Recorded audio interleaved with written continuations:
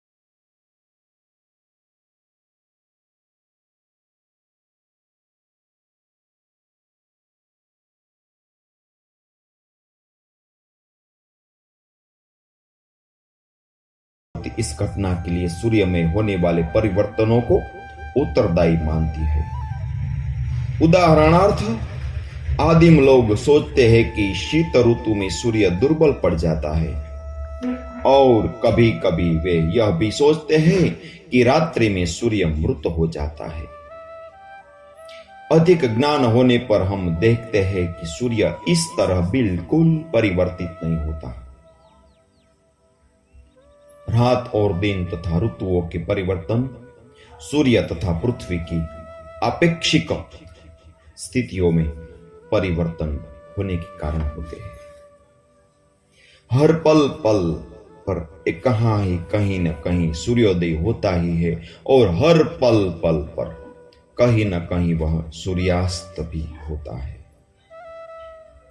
इसी तरह शारीरिक परिवर्तन भी होते हैं। भ्रूण से कौमारावस्था, फिर युवावस्था, फिर प्रौढ़ावस्था, तब बुढ़ापा और अंत में मृत्यु। अल्पज्ञ यह कल्पना करते हैं कि मृत्यु के बाद आत्मा का अस्तित्व सदा के लिए मिट जाता है।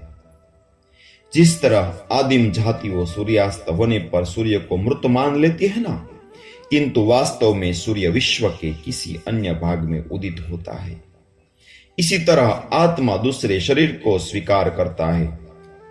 जब शरीर पुराने वस्त्र की तरह पुराना पड़ जाता है ना, और उपयोग के योग्य नहीं रहता है, तो जिस तरह हम नया वस्त्र धारण करते हैं ना, ऐसे ही आत्मा दूसरा शरीर स्वीकार करता है। आधुनिक सभ्यता एक तरह से इस सत्य से अवगत है। लोगों को आत्मा की स्वाभाविक स्थिति की कोई परवाह नहीं रहती है। विभिन्न विश्वविद्यालयों तथा अनेक प्रौद्योगिक संस्थानों में ज्ञान के विभिन्न विभिन्न विभाग होते हैं, जिनका उद्देश्य भौतिक प्रकृति के सूक्ष्म नियमों का अध्ययन करना और उन्हें समझना है। इसी तरह भौतिक शरीर की दैहिक अवस्था का अध्ययन करने के लिए चिकित्सीय शोध प्रयोगशालाएं हैं, अनुप्रयोगशालाएं भी है। किंतु आत्मा की स्वाभाविक स्थिति का अध्ययन करने के लिए कोई संस्थान नहीं है।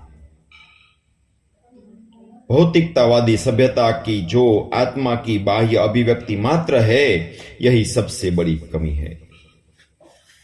लोग विश्व और शरीर या व्यष्टि शरीर की चमक और दमक से मुक्त रहते हैं, किंतु वे इस चमक दमक के मूलभूत सिद्धांत को समझने का प्रयास नहीं करते हैं। शरीर अत्यंत सुंदर प्रतीत होता है, और वह प्रतिभा की महान विशेषताओं तथा आश्चर्यजनक दिमागी कार्य की शक्ति को प्रदर्शित करता है। किंतु जैसे ही शरीर से आत्मा निकल जाता है ना, शरीर की सारी चमक और दमक व्यर्थ हो जाती है। यहां तक कि बड़ी बड़ी खोजें करने वाले महान विज्ञानी भी साकार आत्मा का पता नहीं लगा पाए, जो ऐसे अद्भुत खोजों का कारण होता था। जय श्री कृष्ण।